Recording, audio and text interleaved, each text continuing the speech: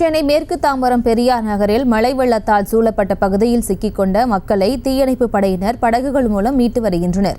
இதுகுறித்த மேலும் விவரங்களை இடுப்பளவு தண்ணீரில் இருந்து எமது செய்தியாளர் மகேஷ் வழங்கிட கேட்கலாம். மகேஷ் வணக்கம். தற்போது அங்கு இருக்கக்கூடிய கள நிலவரம் என்ன பதிவு பண்ணலாம்? வணக்கம் பிரியங்கா.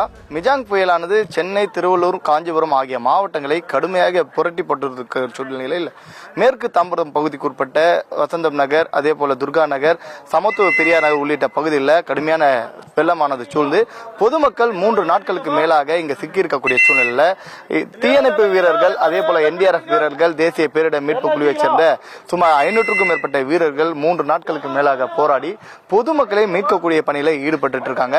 எனவே தீயணைப்பு வீரர்கள், குறிப்பாக ராணிப்பேட்டை மாவட்டத்தைச் சேர்ந்த தீயணைப்பு வீரர்கள் சுமார் 30க்கும் மேற்பட்ட தீயணைப்பு வீரர்கள் இந்த சமத்துவ பெரியார் நகரில் உள்ள சுமார் 100க்கும் மேற்பட்ட வீடுகளுக்கு நேரடியாக வருகை தந்து படகுகள் மூலமாக பொதுமக்கள் யார் யார் வெளியே வந்து தங்களுடைய சொந்த பந்த வீடுகளுக்கு செல்ல விருப்பமாக இருக்கிறார்கள் என அறியும் வகையில் அவர்களை படகில் கொண்டு செல்வதற்காக இடுப்பளவு தண்ணீரிலும் படகுகள் மூலமாக 10க்கும் மேற்பட்ட தீயணைப்பு வீரர்கள் வருகை தந்தனர். எனவே பொதுமக்கள் அனைவரும் வெளியேறுமாறு அவர்கள் அறிவுறுத்தி வரக்கூடிய சூழ்நிலை.